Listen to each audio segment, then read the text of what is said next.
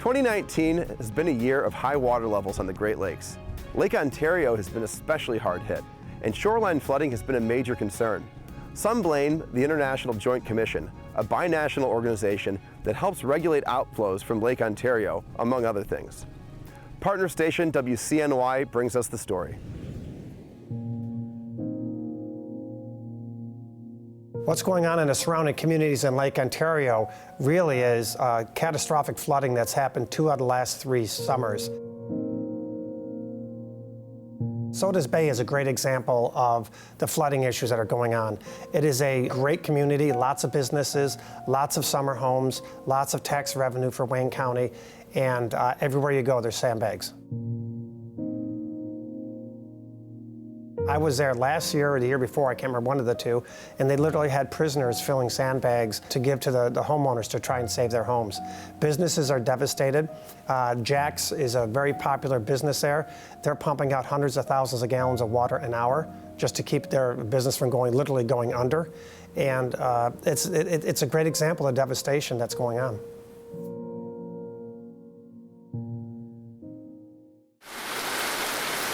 After record-breaking amounts of rainfall during the spring of 2019, communities on the Lake Ontario shoreline experienced flooding causing millions of dollars in damages. Similar flooding took place in 2017, just months after the International Joint Commission implemented Plan 2014, a set of rules for regulating the level of Lake Ontario by opening or closing the gates at the Moses Saunders Dam, which spans the St. Lawrence River between Lake Ontario and Montreal. U.S. Representative John Katko believes the plan and the flooding are connected. Plan 2014 was put into effect in late of 2016 as President Obama was leaving office. Since that time, 2 out of the 3 subsequent summers, there's been catastrophic flooding, and it's causing a lot of damage along the shoreline. The International Joint Commission's U.S. Commissioner and Chair, Jane Corwin, defends the IJC. She says the flooding was unavoidable. The problem is more with timing than anything. The plan was developed over the course of many years, and finally at the end of December of 2016, Plan 2014 was decided upon, and then 4 months later, we had a major flood. So for a lot of people in the area, they put the two together, and they say, well, the plan was just implemented, now we have a flood 4 months later, therefore it's causing the flood. The reality is, during that time, there was also an excessive amount of rainfall and snow and water coming from the upper lakes. Tony David is a member of the U.S. section of the IJC's International Lake Ontario St. Lawrence River Board, which ensures that regulated outflows from Lake Ontario are consistent with the approved plan. So the whole system is determined by the amount of precipitation that falls, not only within the Lake Ontario St. Lawrence River Basin, but also looking at conditions in the entire upper Great Lakes and also conditions downstream, particularly the Ottawa River watershed.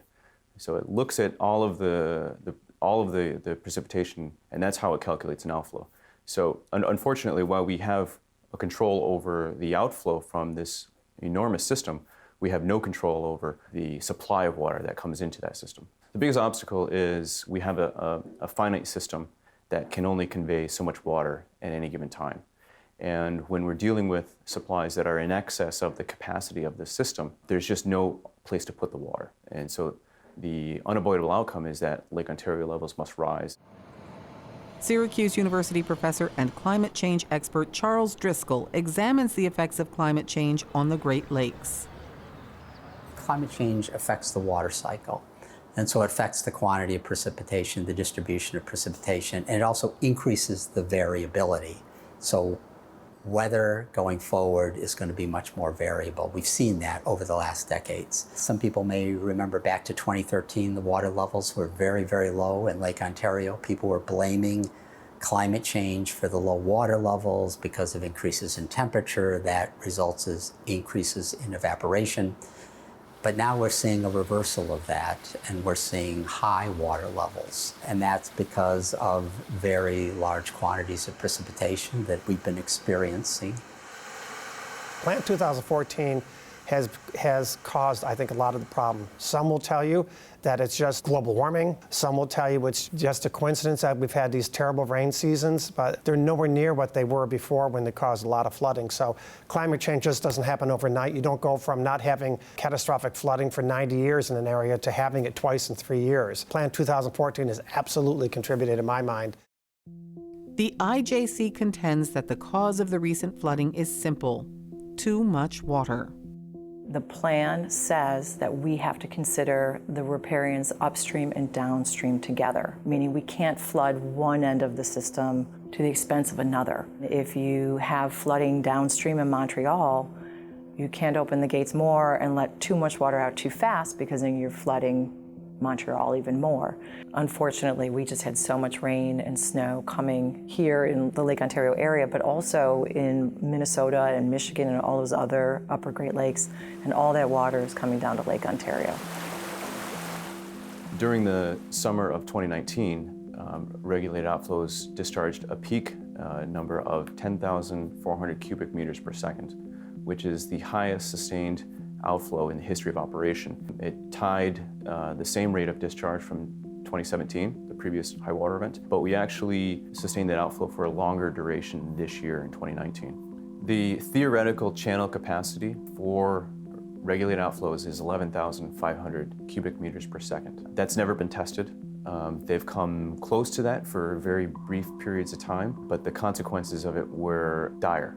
We're looking at risking channel stability, we're looking at new places of erosion, we're looking at jeopardizing the structural integrity of some of the infrastructure. Weather is changing at unprecedented rates that we've never seen in human history, maybe not in Earth history. So it's hard for us to adapt to that very, very rapid changing conditions.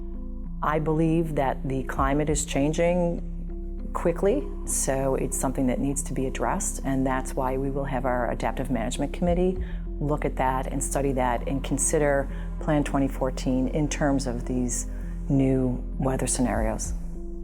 For those on the shoreline and for Congressman Katko, change can't come soon enough. We are putting an extraordinary amount of pressure on the Joint Commission to do their job and to make sure that this flooding ceases. But could a different plan have prevented the flooding of 2017 and 2019? The IJC says no. The International Joint Commission cannot control the lake levels. There's too much water coming from so many other places that we can't control it to the extent that people would like. If you have to put a blame on someone, the blame is us. We have more than 7 billion people in the world. We're probably going to increase to 11 billion. But I think we are a smart people and we're a resilient people, and I think we can deal with this issue. I think we can look at it as an opportunity. It's an opportunity to transition our infrastructure. It's an opportunity to transition our energy systems for the better. For more on these stories and the Great Lakes in general, visit greatlakesnow.org. When you get there, please follow us on social media, subscribe to our YouTube channel, and sign up for our newsletter. See you out on the lakes.